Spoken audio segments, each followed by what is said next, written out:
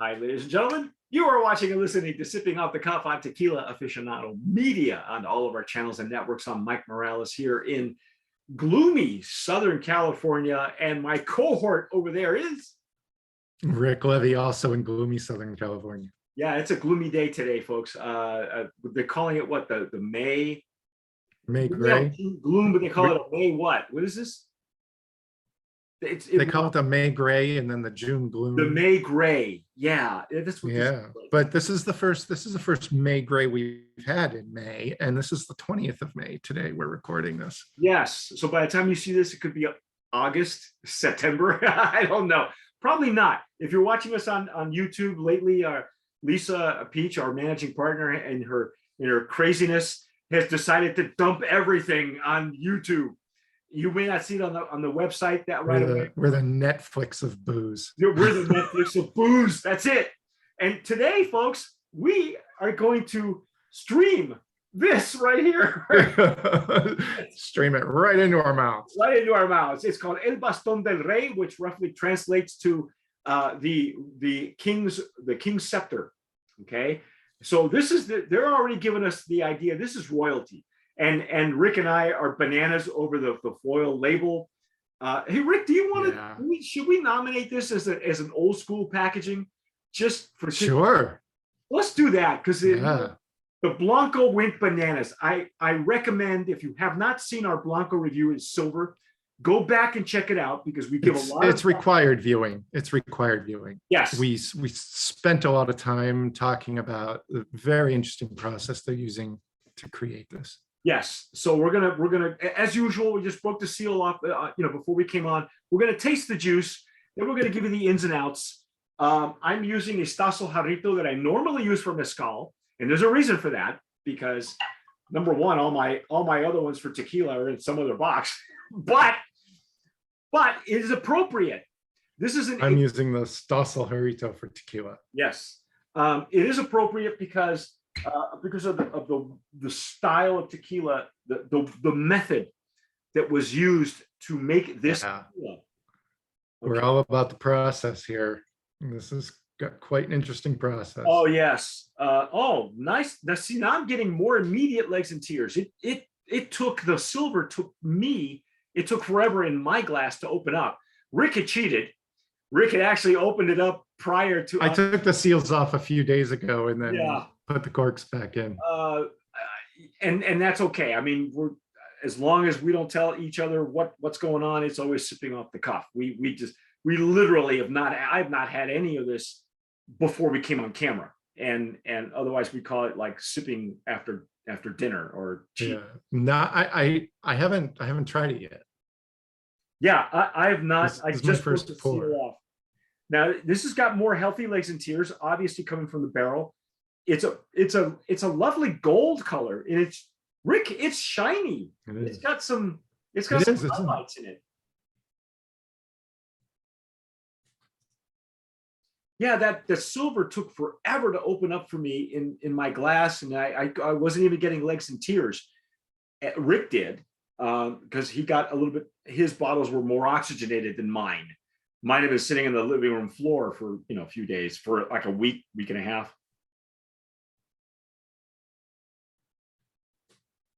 Very nice legs and tears. And taking forever to stream. Wow. Now, they said that this was sitting for 8 months in Canadian oak. Oh, that's something, isn't it? Goodness. Holy moly. Now, I kind of got the feeling from what they were saying about the Canadian oak is that it was kind of, the barrels were kind of depleted, right? They weren't looking to, they wanted to keep a lot of the agave and not infuse a lot of the barrel into it. I did some research on Canadian oak because it's very rare that we hear brands aging in Canadian oak. Apparently the grain is so tight that it takes a while for the characteristics of the wood to infuse itself into the juice. And so the longer it rests in Canadian wood, the deeper the flavor profile will be. That's not what they wanted with this. They wanted minimal coverage of the wood, influence of the wood into the juice. Now, why they didn't rest it in wider pipones, because there are reposados that, you know, there's the size of a barrel is only a requirement when you're resting in aged spirits as añejos and extra añejos. There has to be a certain gallon requirement. But a reposado, you can age in a silo, a wooden pipon, like they do at tequileño, so that less of the juice is touching the wood. So that's the idea. That's why they do it in those huge. I think Corralejo has huge wooden ones. That's how they rest their reposados. But they went another direction. They looked for wood that took forever to open up and impart its elements to the juice. So they took a wood that was tighter grain. Probably well, that makes sense too. Canadian oak, it's a colder climate, so yeah, you know, yeah. So the wood is gonna it wouldn't grow as much per season. The grain would be tighter. Right. So and so that's why they went this direction. But it will, I have to say, it imparted some beautiful color. It sure did. So right now on the nose, I'm getting, it's a rich golden color. Yeah, but on the nose, it's like,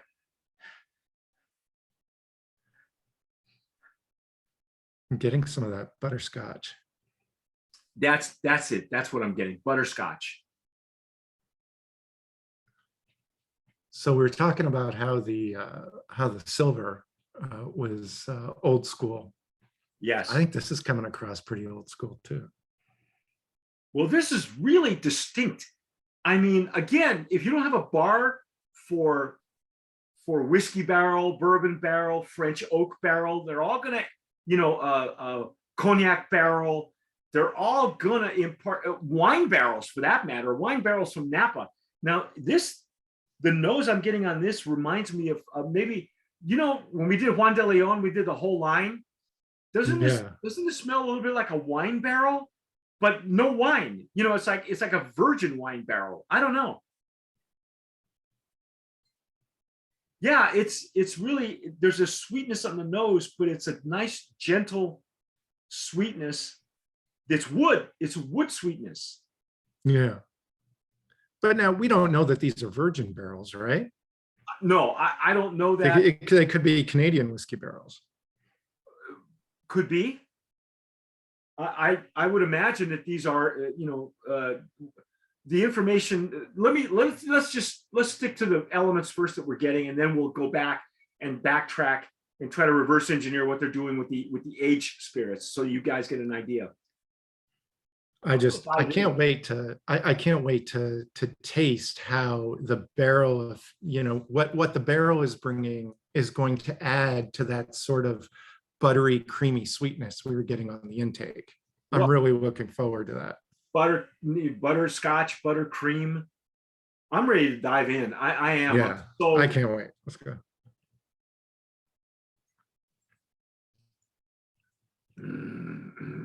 Oh my goodness.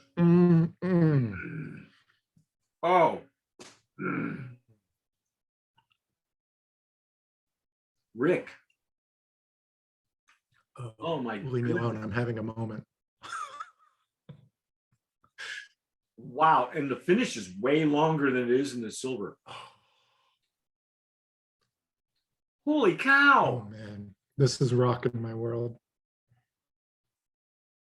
Yes, there is a sweetness back there that is, I will tell you right now, it's not artificial. Okay. It isn't. No.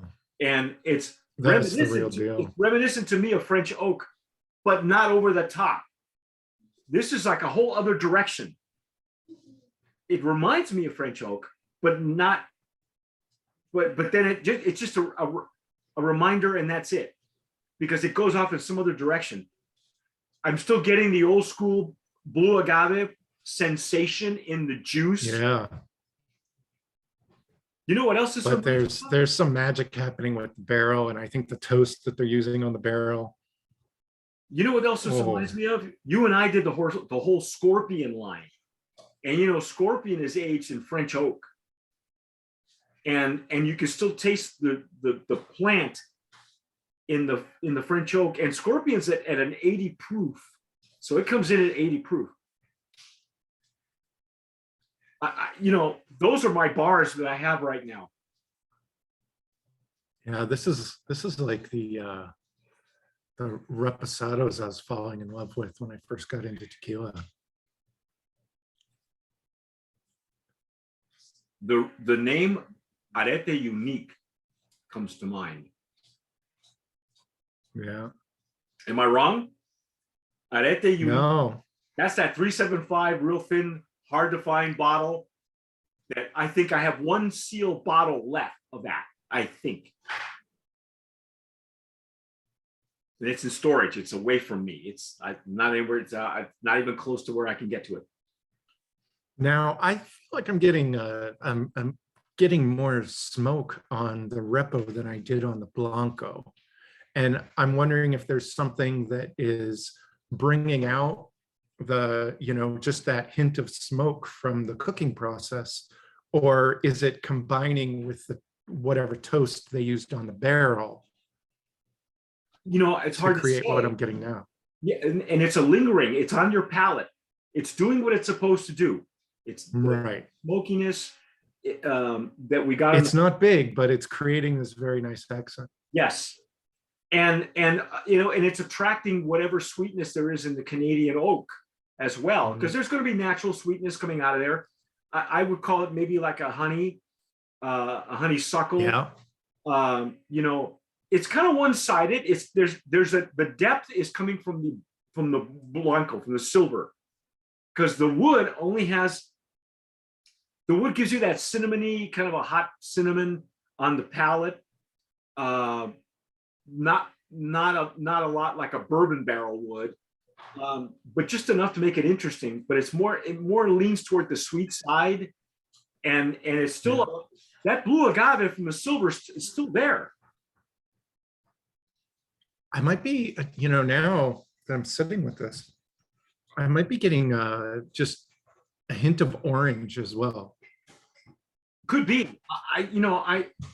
These tequilas will take a while. For me, they're taking a while to bloom, to open up. So that's why we take the time that we do, because not only is it helpful to you folks to know whether you're going to buy this bottle or not, but for us too, because for Rick and me, this is a new animal for us.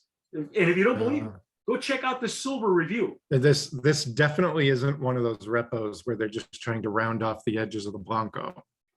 No, you know, we still got the big beefy Blanco in there, and then, you know, there's some great barrel stuff that's happening. That's genius. Canadian oak. Who knew? Nobody's doing that. You know, they're doing American oak, or what they call Quercus. You know, they grow in Arkansas. You know, I don't know. This is I wonder if it's like a Seagram 7 barrel or something like that. Well, you know what else reminds me of too? It's like an Irish whiskey. You know, Irish whiskey on the sweet side. It's not peaty or like a Scotch, you know, or like other types of. Because it does lean toward the sweet side, but it's not cloyingly sweet. That's what I'm saying. There's no right. No. The lingering, whatever lingers on your palate, that's coming from the plant. That's like when they age. Again, we have aged mezcals like Scorpion, you know, where it's aged in French oak, and it lingers on your palate. And what lingers isn't just the oak, but also the plant itself is lingering. It's not stuck. It's like right on your palate.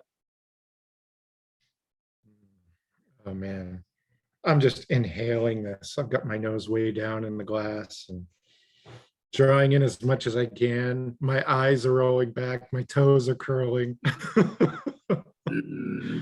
Oh, it shivers down my spine. And the retronasal is exquisite. It's all white. It's all blue agave. It's all baked mamposteria. Again, if I'm making references you don't understand and you haven't seen the review, go back.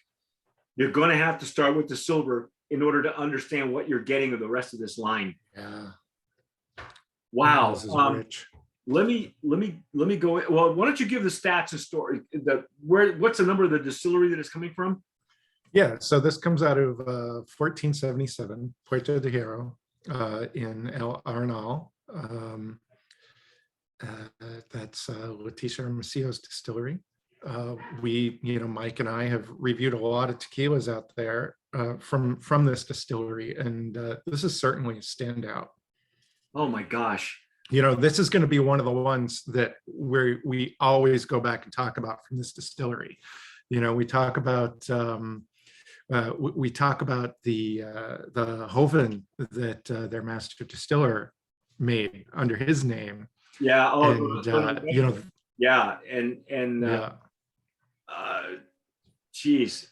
Yeah, this is, and of course, this is a private label. In other words, these guys are going in a whole other direction. The brand owner, we have, in fact, it was brought to our attention because Lisa Peach, our managing partner, got in touch with Chef Dave Martin, who wrote this book, The Tequila Diet. Well, Tequila Diet, our interest is peaked, right? But right there on the label, right there on the cover, there's this label of this tequila. And on the back, it's got a picture of the silver. So I said, Lisa, how do I get the juice? Send us the juice. So that's how we got in touch with Dave Martin and John. Is it John Miller? It's John Miller, isn't it? Yeah. And John is the, I guess, importer and probably brand owner. I'm thinking that Chef Dave is also involved somehow with the brand. And next thing we know, they sent us this stuff. According to John, the Reposado is aged in Canadian oak for about 8 months. We use Canadian oak because it has the tightest grain, and in the effort to preserve as much of the agave flavor as we can in the Repo, the wood will have less influence on the final flavor. Okay, so that's the Reposado. And as we go through the rest of the line, they've done a couple of other things differently for the añejo and extra añejo. So we'll get to that when we get to those expressions. Yeah. Rick? But, that's, despite what he's saying, that's not to say that there isn't significant barrel action happening here. Yes. And it's gorgeous. Yeah, it's bright. It's it's not perfumey. It's not, it's not fake. It's not artificial. Rick says he got a little bit of the orange. It might even be orange blossom if you're getting anything, because it's not as I've had a couple of passes, the only thing that lingers is the agave. It's not the flavors from the wood, which are kind of one-sided. I mean, it's basically just a honeyed butterscotch, and that's it. I can't even say vanilla because I'm not getting it. I'm not getting the vanilla. No, right. At all. But I am getting a denseness. There's a depth in character that's coming from the plant. It's not coming from the barrel. I think the only thing that the barrel gave was the color is very unique, very pretty. It's a nice golden highlights in this tequila.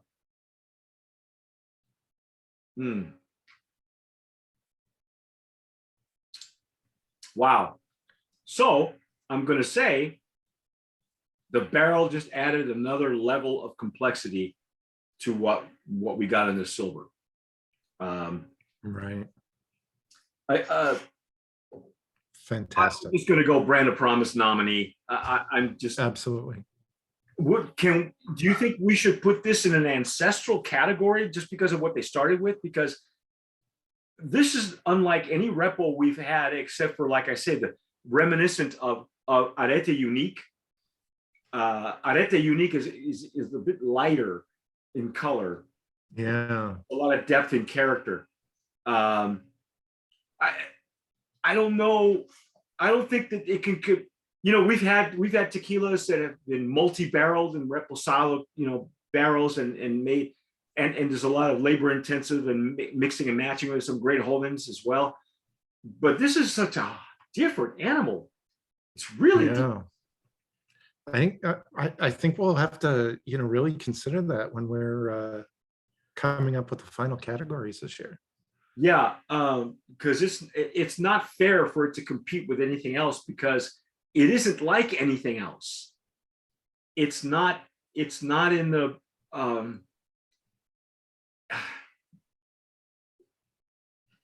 it's like finding the Red Sea Scrolls. It's like finding another half of the Bible that you didn't know existed. You know what I mean? The Dead Sea Scrolls. That's what it is. Yeah, it's like we've unearthed something that's been buried, underwater somewhere on the Titanic that nobody knew it was there. Because that's what it tastes like. It tastes like, and I've been at this for 23 years. I've never had a repo like this. I've had some that came close, but that was years ago. When they waited 8 years, 9 years, 12 years for old agave before they harvested. Right. Yeah. This is not something and that was even before my time. So I don't. All I can say is Brandon Promise nominee, but I'm not gonna put it against other tequilas because it's just not like other tequilas. And then the fact that they use the Canadian barrel, nobody does that.